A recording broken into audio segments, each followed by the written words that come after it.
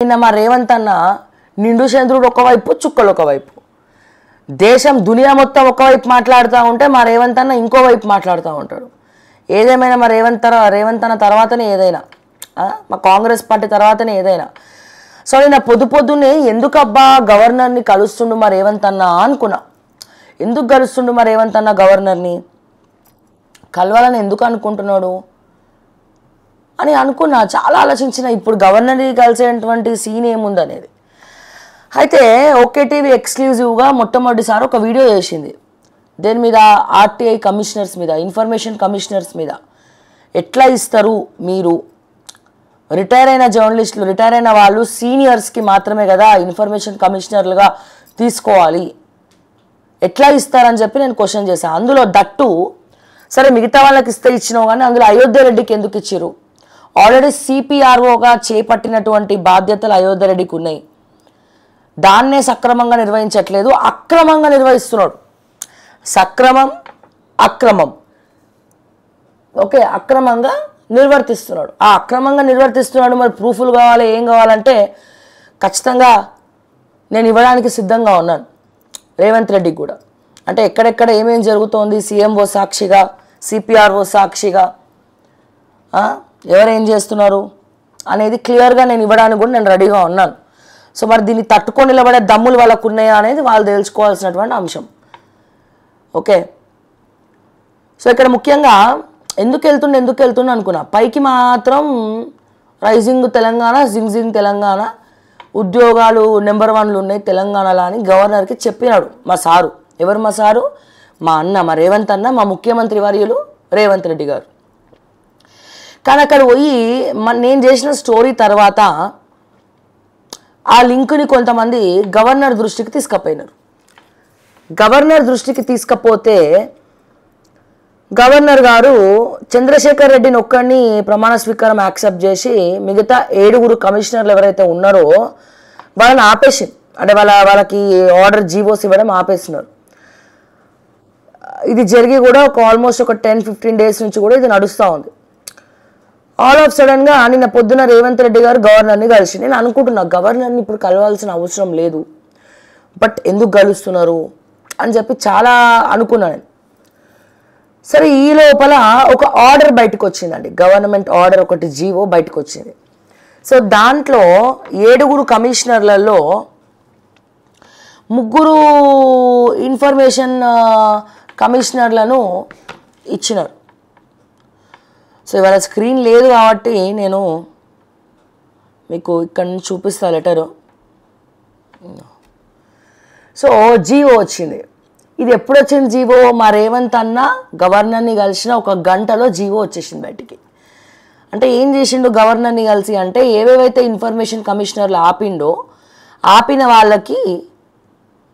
వాళ్ళకి మళ్ళా ఇన్ఫర్మేషన్ కమిషనర్గా పోస్టింగ్లు ఇచ్చిండు అనమాట.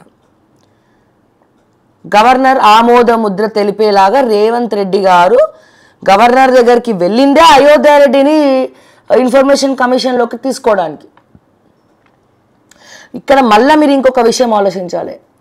ఏవైతే 7 పేర్లు ఆ రోజు అనౌన్స్ చేసిండ్రో వీళ్ళు, ఆ 7 పేర్ల గురించి నేను ప్రస్తావించిన. కానీ ఇప్పుడు ఆ 7కి ఇలా ఇన్ఫర్మేషన్ కమిషనర్లు, దాంట్లో 4కే ఇచ్చిండ్రు. ఆ 4లో అయోధ్య రెడ్డి ఒకడు.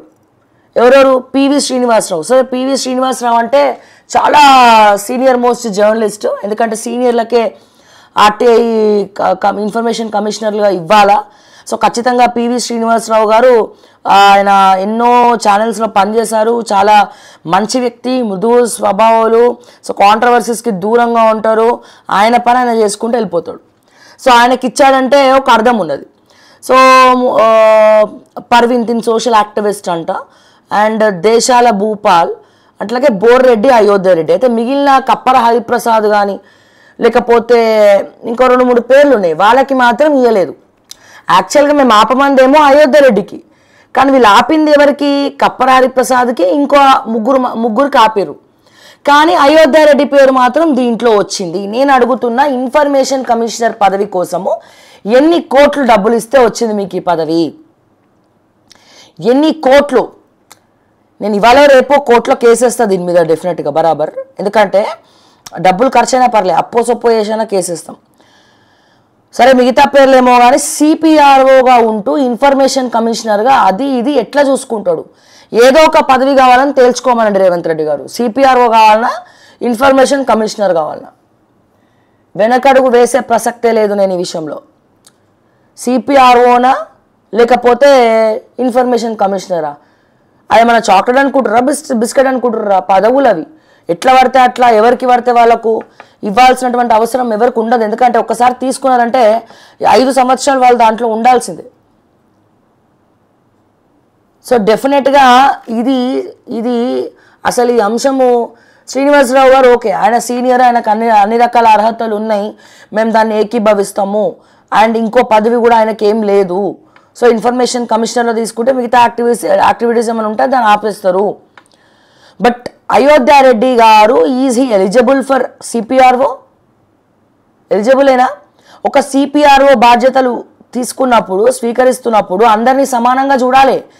కేవలం రెడ్డిలను ఎత్తిగా పెట్టుకోవడము, క్యాష్ ఫీలింగ్ చూపించడము, ఒక్కొక్కరిని ఒక్కొక్కలాగా చూడడము, ఒకటి పార్షియాలిటీతో చూడడము, డబ్బులు ఇచ్చేటోని ముందర కూర్చోబెట్టడం, డబ్బులు లేనోని వెనకాల కూర్చోబెట్టడము, కుట్రలు చేయడము. ఆయనకు సిపిఆర్ఓ పదవి ఉంటే శాటిలైట్ ఛానళ్ళకు ఫోన్లు చేసి వాడిని వీడిని తీపిచ్చేసేయడము, ఎవరెవరినో బల్ల కింద చేతులు పెట్టడము, ప్రిన్సిపల్ సెక్రటరీలకి కాల్ చేసి ఆయన పనులు చేయించుకోవడము. ఇవన్నీ ఎవరికి తెలియదు? రేవంత్ రెడ్డి గారు మీకు చెవులో క్యాలిఫ్లవర్ పెడుతుండు, పెట్టేసిండు ఆల్రెడీ. ఇంకేంది, చెవులో క్యాలిఫ్లవర్ పెడుతున్నారు, మీరు అక్కడ ఉండరు. ఆయన ఏం చేస్తాడో మీకు తెలియదు, తెలుసుకోలేడు. ఎందుకంటే మీ కింద ఏం జరుగుతుందో మీకే తెలియదు. ఇక ఆయన ఏం చేస్తుండో మీకేం తెలుస్తుంది? తెలియదు. నేను మరొక్కసారి చెప్తా ఉన్నా, సిపిఆర్ఓ కావాలన్నా ఇన్ఫర్మేషన్ కమిషనర్ పదవి కావాలన్నా దయచేసి రేవంత్ రెడ్డి గారు హుందాతనంతో వ్యవహరించాలని చెప్పి మాత్రం నేను కోరుకుంటా ఉన్నాను. సిపిఆర్ఓగా ఉండంగానే ఈయన ఇన్ని చేస్తూ ఉంటే మీరు ఇక ఇన్ఫర్మేషన్ కమిషనర్లో 2000కు పైగా కొన్ని వేల కేసుల ఫైళ్ళు పెండింగ్లు ఉన్నాయి. దాన్ని అడ్డు పెట్టుకొని ఎన్ని చేయాలి? ఆ పదవిని అడ్డు పెట్టుకొని ఎన్ని చేయాలి? రైట్ టు ఇన్ఫర్మేషన్ అది. అండ్ ఆల్రెడీ మీరు మళ్ళా ఆర్టీఐ కమిషనర్గా మీరు మళ్ళా రెడ్డికే ఇచ్చినారు ఆ పదవిని, తీసుకపోయి చంద్రశేఖర్ రెడ్డికి ఇచ్చినారు. పోనీ ఆయన బ్యాక్గ్రౌండ్ ఏమైనా బాగుందా? బాగాలేదు. ఎంక్వైరీ చేయండి. అంటే ఇక్కడ ఏమర్థమైపోతుంది, చాలామంది రేవంత్ రెడ్డి దొంగ దొంగ దొంగ దొంగ అంటా ఉన్నారు.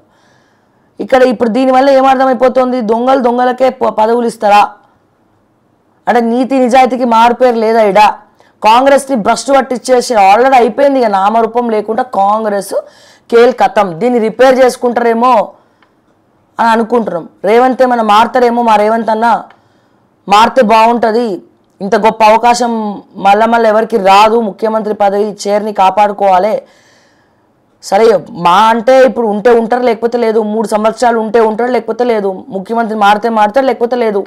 కానీ రాజకీయ భవిష్యత్తే ఉండదు. నెక్స్ట్ ఎమ్మెల్యేగా కూడా గెలిచే అవకాశం ఉండదు రేవంత్ రెడ్డి. నేను ఒకటే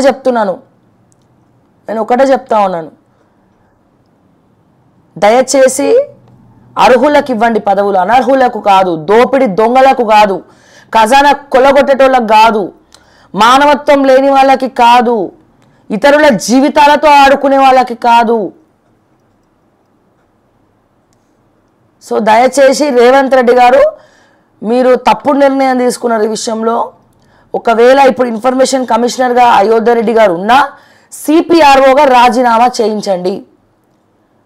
సిపిఆర్ఓగా రాజీనామా చేయించండి. లేకపోతే ఏ కోర్టులు మెట్లెక్కడానికైనా నేను రెడీ అని నేను మరొక్కసారి చెప్తా ఉన్నా. హైకోర్టు కాకపోతే సుప్రీంకోర్టుకు పోతా. నేను ఒక్కసారి ఏదైనా పట్టుబట్టినంటే దాన్ని ఆ కళలు సాకారం చేసుకునే వరకు నేను వదిలిపెట్టాను. అంత మొండిదాన్ని, నేను చాలా మొండిదాన్ని. డూ ఆర్ డై, ఎంత దాకన్నా సిద్ధం అనుకునేదాన్ని నేను. సో ఐదర్ మీరు రాజీనామా చేయించండి ఇన్ఫర్మేషన్ కమిషనర్గా, అతను ఇంకా ప్రమాణ స్వీకారం చేయలేదు, అవకాశం ఉంటే అయోధ్య రెడ్డిని అందులో నుంచి తీసేయండి, లేదా 2 పదవులు ఇవ్వకండి. ఇన్ఫర్మేషన్ కమిషనర్గా పోస్టింగ్ మీరు ఇచ్చినప్పటికీ అతనికి సిపిఆర్ఓ పదవి నుండి రాజీనామా చేయించండి. సిపిఆర్ఓ హోదాలో వేరే ఒక మంచి అవగాహన ఉన్నటువంటి పర్సన్ని తీసుకొచ్చి పెట్టుకోండి. ఎందుకంటే మీకు సలహాదారులు ఎవరు కూడా లేరు. మీకు ఇచ్చే సలహాలన్నీ కూడా మిమ్మల్ని ముంచడానికే తప్ప మీ అభివృద్ధిని పెంచడానికో మీ భవిష్యత్తును ముందరికి తీసుకెళ్ళడానికో ఎక్కడ కూడా కనబడట్లేదు. సో మీరు ఒక మంచి సలహాలు ఇచ్చే పర్సన్ సీఎంఓలో లేరు. సో ఇకనైనా మీరు ఆలోచిస్తారు, ఆలోచించకపోతే మేము ఆలోచించేలాగా చేస్తామని చెప్పి నేను మరొకసారి ముఖ్యమంత్రి వర్యులు రేవంత్ రెడ్డి గారిని కోరుతా ఉన్నాను. ఈ వీడియో రేవంత్ రెడ్డి గారికి వెళ్ళే వరకు, రీచ్ అయ్యే వరకు కూడా షేర్ చేయండి, లైక్ చేయండి, అండ్ అలాగే కింద కమెంట్స్ రూపంలో మీ అభిప్రాయాలు తెలియజేయండి. అయోధ్య రెడ్డి గారు, మీరు తేల్చుకోవాలి,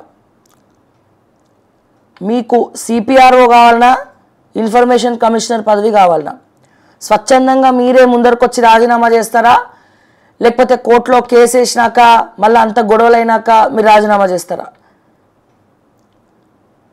సో మీరు ఆలోచించి దానికి అనుగుణంగా అడుగులేస్తూ మీ గౌరవాన్ని మీరు కాపాడుకుంటారని చెప్పి నేను మా సోదరుడు మా అయోధ్య రెడ్డి గారిని నేను కోరుకుంటా ఉన్నాను.